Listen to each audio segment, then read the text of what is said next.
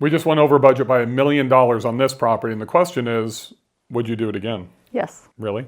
Yeah. Why? Because the value that's being added to this house went from a $2 million to a $5 million property by just putting in what we put in. 2.7 million to 5.2 million to be exact. And this is what I think I want people to understand. We put in 685,000 in cash to close on the property, and then 1.1 million afterwards. So we are in for basically $1.8 million in cash on this property. We also did a cost segregation study. Well, we're doing a cost segregation study, but we 1031 that $685,000 in. So that completely almost inhibits the cost. Instead of us getting a $600,000 cost seg benefit, where it's going to be about $150,000 to $200,000.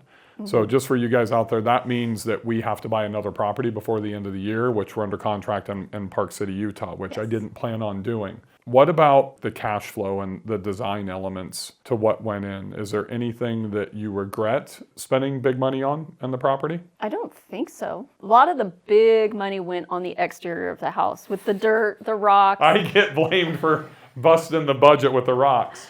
No, but I mean, all the things that went in, the exterior, that people are in Montana for Montana, not to sit inside a house. Right. The things that are in the house are fantastic. They look amazing, and it looks really cool. But you are there to experience Big Sky, Montana, the trees, the mountains, the stars. So we put the majority of the budget on the exterior of the house. It's kind of cool. I don't know, did you see Patrick Switek's video that he put out that Yes. he shot when he was there? I didn't know that he was doing that. I think we saw it when we were in Gulf Shores a couple days ago. So Patrick Switek, if you don't know who he is, you should follow him on Instagram. He's our Inner Circle co-hosting coach. He was there to speak for our Inner Circle meeting and coach. And one of the things that he did is he went out and he did a video, and he called it the number one Airbnb in Montana. And he explained why, and it's funny because he showed the barrel sauna, the 2 hot tubs. He said that's not what makes it, so unique. It's not the movie theater. It's not the glow-in-the-dark game room. Those are all parts of it, but it's the actual views that you get from this property. Can you explain that to everybody, how important that is, and why this in particular is really, we only have 2 properties like this. We have Lodge 93, the river cabin with the most unbelievable views. With the river up to the Rocky Mountains. Correct. And then this one, and that's what separates it from everything else. This house sits on top of a hill. It overlooks, you can see the trees on the front side of the house. But what you're not seeing in this picture is that the hill goes down behind the house. So the trees are lowered, and there is a perfect view into Glacier National Park, where the mountains go into a canyon, and beyond that are the mountains in Glacier National Park. We have a perfect straight view of Glacier National Park. So I want to break down when she says that I'm the one that broke the budget. Did I actually say that? No, but you can imply that after 27 and a half years of marriage. I see the eyes. I know exactly what you're saying. But she's right, because we spent probably close to $200,000, maybe $250,000. I haven't seen your spreadsheet. Just outside. I mean, just for the view is what I should say. Yes. There was the $14,000 storage, the lights, the pavement, all that other stuff. I get it. But I think what I want everybody to understand is when we buy a property, we are not buying that house. We are not buying the amenities that we're putting into it. We are buying the marketability. And that's the fundamental difference between me and all of you that are watching right now. And I can't emphasize that enough. I am buying and creating what I can market. I'm not buying what people are going to really do when they're there. That's what everybody else can do. So that's why we spent the money to raise the wedding outdoor seating area for the ceremony. It's why we spent so much money on the rocks. And one thing too you don't see is where this rock trail goes all the way around the backyard was a green chain link fence and a whole bunch of maple trees. Completely blocked the view. There was zero view. So that was money very well spent. That was like 20 grand just to remove it. To remove the trees, the chain link fence, and all those rocks surrounding the house were red lava rock. Pulled all of those out and then put, river rock down, make it look more cohesive to what we were trying to present to people. So now you have views from the hot tubs and the barrel sauna, which you wouldn't have had before. Even up on that top deck above Brea, when we were sitting out there for the very first time, you couldn't see in the glacier. See. And here's what I really want to explain. On a clear day, you can see the 3 peaks of Glacier, right?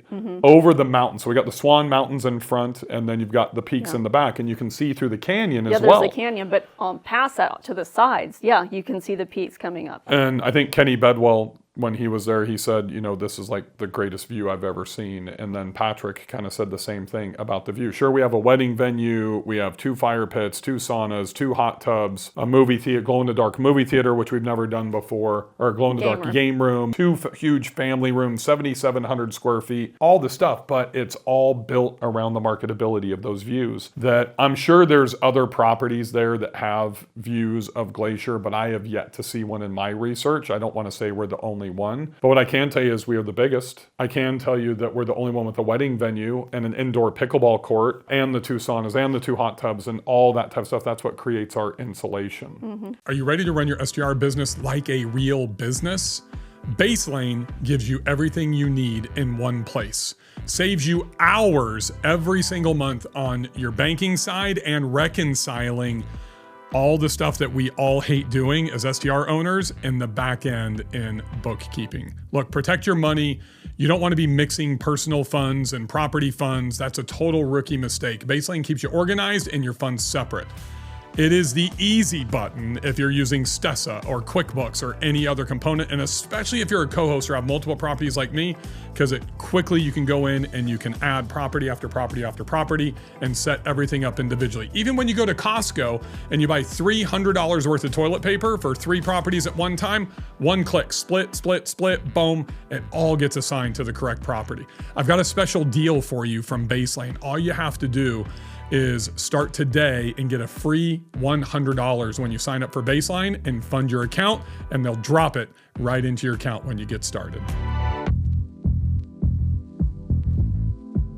You also did some things differently that I've never seen you do in our properties inside the house. And some things that stand out to me is you talk a lot about, like with yours and Ashida's STR design school, that like one piece of jewelry in like every room, right? Explain that to them and kind of what some of your pieces of jewelry were here. And I'll set you up for this because I don't want you to be caught off guard. I think the lighting is what really stands out to me in this house. I mean, you did some amazing things all throughout the property, but the chandelier above the dining table, which was, you can tell them where you got your inspiration from that, which I think is pretty cool. But also, they're almost like mini chandeliers through the hallway from the entryway, right? And then the lights like we have in here with the gold through the hallways. I think too many people design Brea and they don't remove the old ceiling fans. They don't change the hardware on the doors or the cabinets or that type of, they don't pay attention to those things. They just try to do the big things and they leave those small things, and people can see that in the images and when they're there.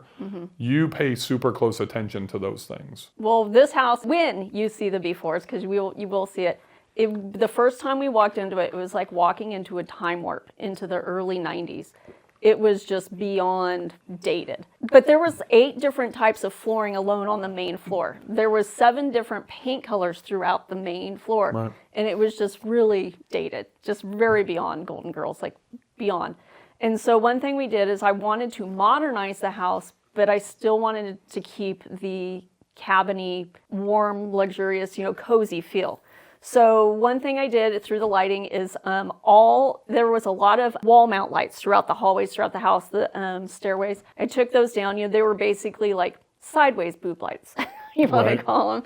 And so we did a modern LED long light with the black and gold touches, because we added a lot of black and gold as colors are throughout the house. It gives it a little modern touch. The ceilings, what you were talking about, those little mini chandeliers, those were just some hanging pendant lights. There is a hallway when you first walk into the house, and it's just a long hallway. Nothing to it, just had inset LED like flush mount lights throughout it. So to add a little fun to it, a little glamour, I just added these little Amazon hanging, but they were brushed gold, so they would stand out. And the ceiling was white. And so I really wanted those lights to pop. So that hallway, since it was enclosed all the way towards the end, I was able to paint the ceiling a dark color so that when you're underneath, those gold pendant lights popped. They stood out. Was that iron ore? I did iron ore, yes. And so they popped in front of that dark ceiling. And then again, in the formal dining room, what you were talking about, I am always looking for inspiration everywhere I go. I can be in a restaurant and I will point something out to him. I go, ooh, look at that. And I'll get my camera and I'll take pictures. I take pictures everywhere. I'll be in an airport, restaurants, hotels, Pottery Barn. You can just get things all over the place. During the summer when we had bought the house, we were flying home after we had just closed and we were flying home. We were sitting in the Kalispell airport, which is the airport that we fly to. Brand new. Yeah, they have just remodeled it. It looks like a really cozy mountain lodge. It's really neat on the inside. We were sitting at the restaurant, and on the ceiling, they had these chandeliers all around the whole airport. And they looked like ice cubes, like little things. And that was what I wanted. So I took pictures of that. And I then started searching for that exact light because I really liked it and found it on Amazon. And I was able to put that... Doing like you're sourcing a reverse image search to find a better price. Find the lamp and then find the best price. Find the best price. I found it on Amazon for just a couple $100s. I'm sure in a designer store restoration hardware, that'd be a few $1,000s for that exact light. So I was able to keep things on budget by reverse searching, the images on Amazon. But it looks like, it reminded me of ice cubes. We're staring at Glacier Park, glaciers, ice. So it all just kind of tied together. And once again, I painted that ceiling dark in that dining room so that the light became a feature in there versus just blending into a white ceiling. Right, and just some other design things I want you to touch on real quick for everybody at home, because this increases our budget and some of the things that we do. But it's what allows us to create that marketability and create that feeling when somebody gets there, right? And there's two other things I think are really important. The chevron, as opposed to just doing shiplap above the fireplace in dining room number 1 or family room number 1. Yes. And then the blue and green plaid wallpaper in family room number 2, to where you described to everybody at the inner circle meeting, you're trying to use those colors to bring the sky in, right? And through, and just so you see all these windows, right? So you're really playing off those windows and the view and the sky. And I think a lot of people don't understand. So when I'm designing houses, what I really like to do is bring the outside in. That's why people are there. Once again, they're there to experience the area. They're staying at the house, but they want to know what's, around them. And so there's a lot of trees. I brought a lot of green in with the trees because, like you said, all those windows, your views are just nonstop there. So brought a lot of the trees in. And you were saying about the fireplace with the chevron. There was a non-existing fireplace there. We built it out, added chevron shiplap, but we did it in an upward chevron because I want to take advantage of this super high ceilings, the 2-story ceilings in there. So we did that. Which is right there, and you can see that goes up 20, basically they're 20-foot ceilings. So you're trying to get 2 full windows. You're trying to get the vision all the way up, even to those top windows. Yes, but then in the family room, which was off the kitchen, the dining look, it's more of a cozier room. It's not a 2-story ceiling, it's just a regular ceiling in there. And so what I did in there is there's a rock fireplace in there, but I wanted to make it a cozier feel in there. So when people are hanging out, watching TV, gathering together, I was searching for plaid wallpaper. I absolutely love plaid, but it has to be done right. Apparently, you're wearing plaid. Oh, I am. I'm wearing tartan, actually. Okay. I don't think anybody at home like most people, guys don't know the difference. Maybe they do. Maybe it's just me. Tartan is more of like a Christmas plaid. But I found a plaid, and I was searching and searching and searching for just the right one, because my goal for this, because there was a lot of windows in that room, I wanted to bring the sky into this room, because you're looking out over the trees, but then you see the sky into the mountains and beyond. So I finally found the perfect wallpaper. It took forever, but it's a blue plaid wallpaper with green in it. So I brought the green in still, but it brings in that blue. So when you look at it, the windows right next to it, you see the blue. It all just pulls together. Right. So another big expense for us was the hand-painted murals. We brought in the best muralist in the industry. I think she was there for 17 days. Yes. Her and her husband, Isaac. Corey, Klepak, and Isaac. Yeah, just not only the best muralist in the industry, but just unbelievable human beings. Yes. I mean, we average 20 to 23 people a day. Electricians, plumbers, contractors, flooring guys, you name it. And she cooked for them like breakfast, lunch, and dinner every day. It was she's just unbelievable. Yes. We spent a lot of money on murals, and really we got 1, 2, 3, 4 murals out of it. So that was almost $10,000 a mural. We spent like $35,000 on murals. And I think that was a significant discount from Corey, like 50% off actually. So it would have been $70,000 on murals. Because our murals, they were not small murals. They were very intricate. Yeah, so I mean, fully immersive. Our entire game room is all the 360 around all the way to the walls, ceiling. And the aurora that you had put them do on the ceiling, and then the one in the basement's probably 40 feet long, 9 feet tall, and then she took that up onto the what do you call it, the fifth surface on the soffit or the ceiling that's in there. That's another big expense. Another one was the lounge. the bridal lounge that we put into, the pickleball court / super factory / Whitefish Peaks, which is the wedding venue. Yes. And The that you did an VIP incredible job in there. The projects just kept coming. And I had to keep rolling with it and quickly order things and have ideas come up. $30,000 here, $50,000 there. I mean, the new railings that we started by putting railings up the stairs in the event venue, and that was going to be like $12,000. And then it was $30,000 basically for the railings in the house that we had to replace, because you can't keep old spindles, right? Yeah, it was the old spindles with the redwood railings, and it was just so dated. We had to get those out to we'd modernize the whole house.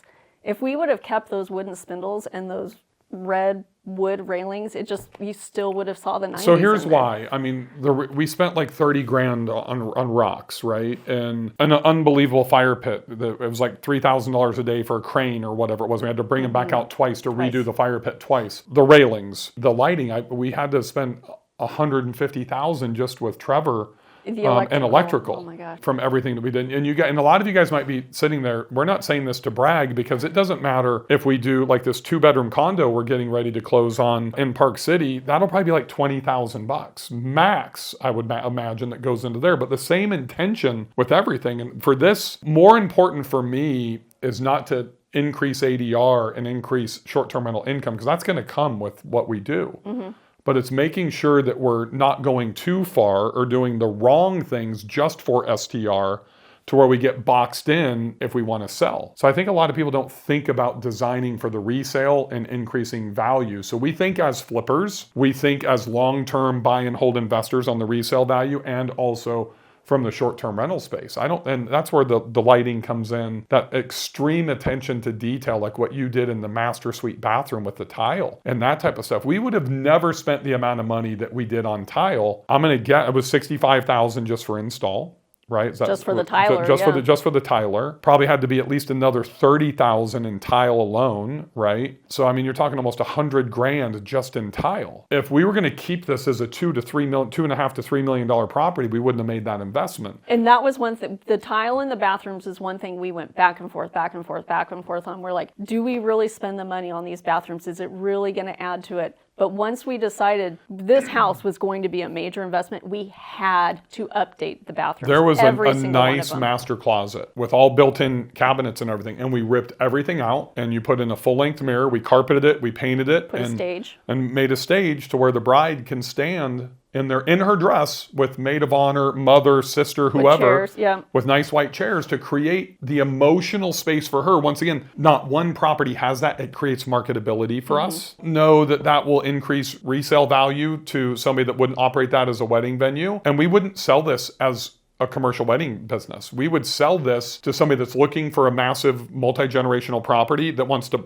turn the wedding lounge into his man cave or whatever and park his Ferraris or vintage vehicles or whatever inside of the wedding venue. And I think this is a really important point for you guys at home. One of the reasons we didn't put a pickleball court in the backyard, and we didn't do the life-size outdoor chess games and the Nerf rooms and the things that are just STR specific, we never do that. The movie theater in the garage and the game room in the garage can probably be unwound and repainted for a couple of $1,000 in 2 to 3 days. We design these things intentionally for resale. So we're looking at a flip exit like we did in Montana last year, paid $2.8 million, sold for $3.4, all cash, same day offer. We're looking for a long-term increase. And one of the biggest things for us outside of the revenue and the net income off of the wedding side, the Airbnb side, the pickleball side is really we're going to get 7.5% to 10% appreciation on this. And in a $5 million appraisal now, we're talking $450,000 to $500,000 a year in appreciation. If we hold on to this for 5 years, which we have yet to do, we're at 4 years as long as we've held on to a short-term rental, we're looking at potentially an $8-9 million property that,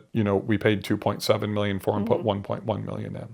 Is there anything that you would change about this property that you wish you would have done, or it was an afterthought? We always have these things when we leave, right? Yeah, well, one thing I did notice is because this project was so big and it took so long, my design concepts started changing throughout the design, decorating and coming up with things. And by the time I got to the basement, I was working on those rooms, my design concept completely flipped. Like it's a little different than the rest of the house, and I love it. And I was like, man, I wish I would have started with this design concept in the whole house to begin with. But I'm Like glad the black and white murals with the Yeah. framing around it to make it look like a $10,000 piece of piece artwork of at wall art restoration. versus just muraling an entire wall. What I did was I measured just slightly to the sides of the headboard of the bed, put the mural up, and then framed it with wood so it looks like a giant piece of wall art, which I think makes it a little different than doing a whole wall. And I really like that concept.